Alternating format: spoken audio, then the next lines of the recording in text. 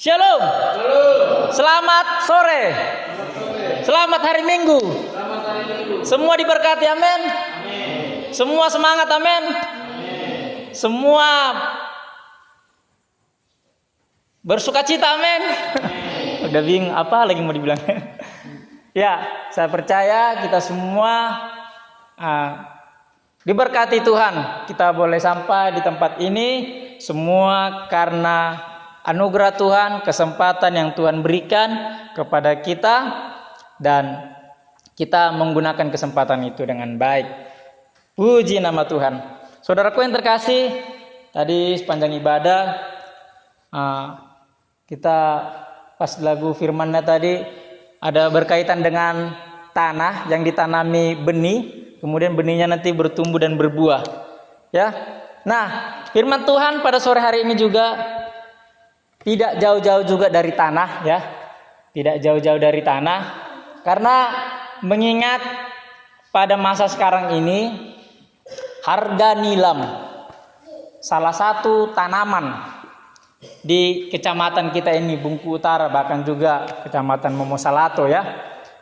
Salah satu tanaman yang hasilnya itu bisa dijual dan harganya sedang naik, sedang melonjak tinggi adalah nilam. Nah, Bapak Ibu Saudara yang terkasih, seorang petani nilam tentu memilih tanah yang bagus untuk ditanami. Dia lihat, oh, tanah ini kandungannya apa? Kandungannya kaya dengan air kah? Kemudian dia juga cari-cari, ya, bagaimana cara pengelolaan tanahnya. Mungkin dia cangkul-cangkul, ya. Mungkin dia cari-cari di internet, tanya-tanya kepada orang-orang di sekitar, kepada senior-senior, kira-kira pupuk apa yang bagus untuk menanam nilam. Kemudian rumputnya seperti lingkungan gereja kita ini, ya. Rumputnya memang lebih tinggi, ya, dari Humehera. Bahkan dari Pak Guru, dari Kak Jimmy juga, bahkan rumput ini lebih tinggi. Nah, pasti ditanya, kira-kira untuk mematikan rumput ini pakai apa? Papa Nasti biasanya pakai racun apa biasanya mematikan rumput? Gramoxone. Ada juga yang dicampur-campur kah? Gramoxone campur apa tuh? Basmilang. Jadi apa? Supremo. Jadi seorang petani itu dia kalau mau bermain-main, dia tanam saja di batu-batu, dia tanam saja di pasir. Kira-kira tumbuh atau mati? Mati. Terus rugi atau untung? Rugi. Udah habis tenaga, udah habis energi pikiran, udah setiap malam nanti dia hitung, oh nanti keuntungannya nih 5 jerigen. Oh, dijual nanti ke, ada pemasoknya, ada di SPC, ada di Pandoke, ada di Lugu, ada di mana-mana gitu. Jadi dia memang sudah mempelajarinya.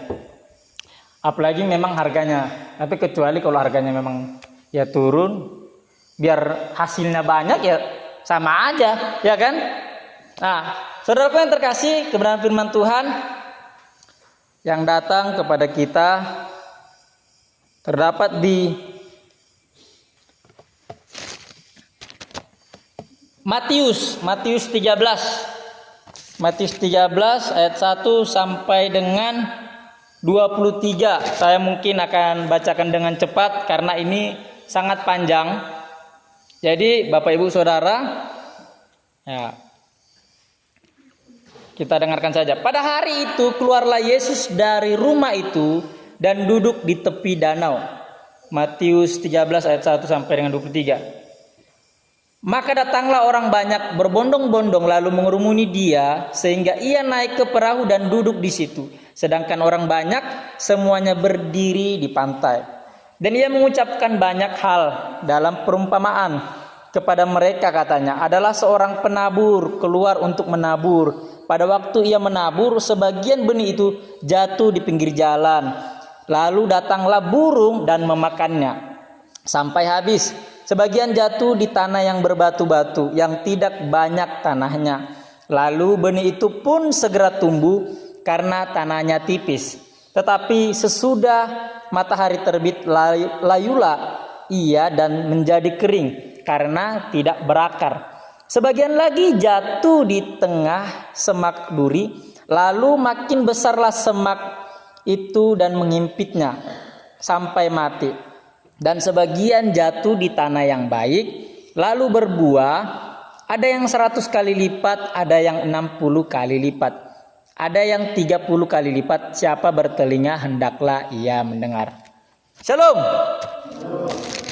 Saudaraku yang terkasih, kita lompat di ayat 18. Karena itu, dengarlah arti perumpamaan penabur itu. Kepada setiap orang yang mendengar firman tentang kerajaan surga, tetapi tidak mengertinya, datanglah si jahat dan merampas yang ditaburkan dalam hati orang itu. Itulah benih yang ditaburkan di pinggir jalan. Saudaraku yang terkasih, dikatakan kepada setiap orang yang mendengar firman tentang kerajaan surga tetapi tidak mengertinya, datanglah si jahat dan merampasnya yang ditaburkan dalam hati orang itu. Itulah benih yang ditaburkan di pinggir jalan. Saudaraku yang terkasih, kebenaran firman disampaikan secara gratis. Kebenaran firman disampaikan secara cuma-cuma. Tetapi keselamatan itu yang dari Tuhan tidak murahan. Memang gratis. Ini loh Tuhan berikan. Ini loh Jimmy, ini loh Retni, ini loh Herlina. Diberikan secara gratis. Masuk ke GBI Wemalingku gratis atau bayar? Gratis untuk kita mendengarkan firman Tuhan. Masuk ke GKST Wemalingku gratis atau bayar? Gratis untuk kita mendengarkan firman Tuhan. Masuk ke GBI Wempanapa gratis atau bayar? Gratis untuk kita mendengarkan firman Tuhan. Masuk ke GPDI Kampung Baru, atau mungkin kapan kita ada di Palu, ada GBI di Palu, atau HKBP yang ada di Kota Medan, atau Gemim, atau Gemit, atau HKI, apapun nama gerejanya, yang imannya kepada Tuhan Yesus. Kalau kita masuk tidak bayar. Kita mendengarkan firman Tuhan secara gratis. Tetapi firman Tuhan itu tidak murahan. Artinya, saudaraku yang terkasih, ada usaha dari kita. Ada usaha dari kita. Kita harus merawat ladang hati kita. Ibaratkan ini kakak Jimmy, ini di dalam hatinya ada ladang. Ini kakak Jimmy harus rawat, atau kebun ya. Angga, walaupun masih anak sekolah minggu ya, walaupun ya masih kecil, tapi dia luar biasa, rajin datang ibadah. Tepuk tangan buat Angga. Begitu juga Grace ya, dengan adiknya Grace ya, dengan yang adik-adik ini. RT sama mana itu?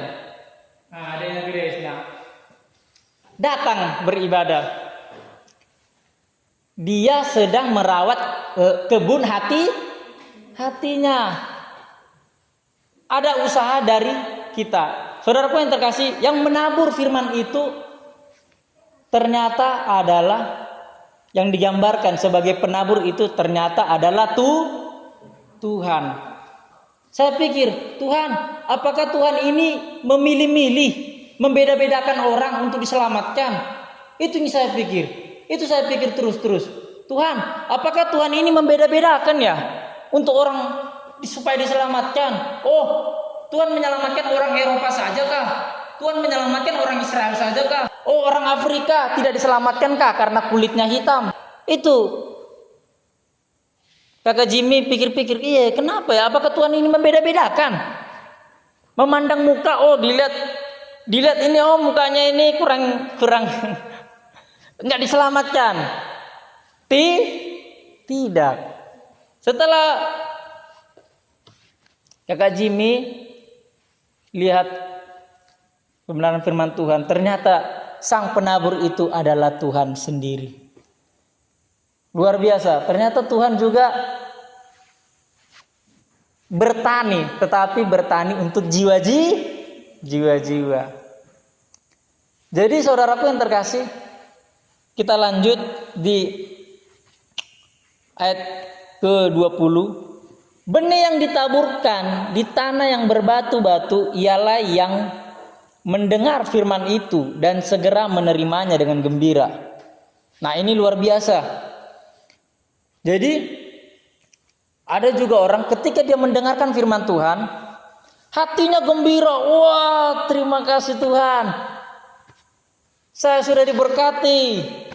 Saya sudah diselamatkan. Tetapi ia tidak berakar dan tahan sebentar saja. Jadi firman Tuhan yang ada di dalam hatinya, dia terima, dia dengarkan dengan sukacita, tetapi tidak awet, tidak lama. Apabila datang penindasan atau penganiayaan karena firman itu, orang itu pun segera murtad. Bapak Ibu Saudara yang terkasih, anak-anak sekolah minggu yang Kak Jimmy kasihi, sekali lagi firman ini datang kepada orang-orang di zaman itu, di zamannya Tuhan Yesus. Firman ini disampaikan di zamannya Tuhan Yesus kepada orang-orang pada waktu itu, karena orang-orang pada waktu itu dalam berbondong-bondong. Tetapi saudara yang terkasih, dia senang sebentar saja. Ketika ada penganiayaan, ketika dia mulai percaya yang dikatakan Tuhan Yesus, Tuhan Yesus, saya percaya. Oke, dia akhirnya menjalani hari demi hari. Ketika datang penindasan, penganiayaan, Yesus naik ke surga. Baru murid-murid Tuhan Yesus dikejar. Siapa yang mengikuti Yesus ditangkap. Begitu. Jadi ketika ada penganiayaan, imannya langsung goyang. Yang ditaburkan di tengah semak duri ialah orang yang mendengar firman itu. Lalu kekhawatiran dunia ini dan tipu daya kekayaan menghimpit firman itu sehingga tidak berbuah. Yang ditaburkan di tanah yang baik ialah orang yang mendengar firman itu dan mengerti, dan karena itu ia berbuah. Ada yang 100 kali lipat, ada yang 60 kali lipat, ada yang 30 kali lipat. Orang-orang yang mendengarkan khotbah-khotbah Tuhan Yesus pada zaman dahulu 2000 tahun yang lalu, mereka adalah orang yang mengusahakan waktunya. Amin. Mengusahakan waktunya. Mereka juga punya pekerjaan. Kita pernah dengarkan khotbah tentang Marta dan Maria. Marta sibuk di dapur, Maria memilih mendengarkan firman Tuhan dari Tuhan Yesus. Jadi Maria, dia tahu dia punya pekerjaan di dapur. Marta sedang mengerjakan tak. Dia mengusahakan. Dia bisa nggak berpikir begini, oh nanti saya dimarahi bagaimana? Itu tanggung jawab saya, pekerjaan saya juga, tapi ini juga firman Tuhan bagaimana? Ada usaha dari kita. Itulah saudaraku yang terkasih. Ternyata Tuhan itu adalah sang penabur itu. Dia menaburkan benih firman Tuhan kepada semua orang, tidak pandang rupa, tidak membeda-bedakan rupa. Mau dia kaya, mau dia miskin, mau dia dari belahan dunia manapun, atau dia yang pendek, yang tinggi, yang kurus, yang gemuk, yang keriting, yang rambutnya lurus, yang putih dan yang hitam, yang coklat, yang kuning. Ada nggak warna kuning? Semuanya diberikan kesempatan yang sama mendengarkan kebenaran firman Tuhan. Dan saya percaya, saudaraku yang terkasih, kita mengusahakan kebun hati kita untuk ditaburi kebenaran firman Tuhan. Dan kita mengusahakan itu, merawat kebenaran firman Tuhan itu di dalam hati kita, yang kita kemudian sebut sebagai iman. Dan kita percaya itu akan terus tumbuh, bahkan berbuah banyak. Amin untuk kebenaran firman Tuhan.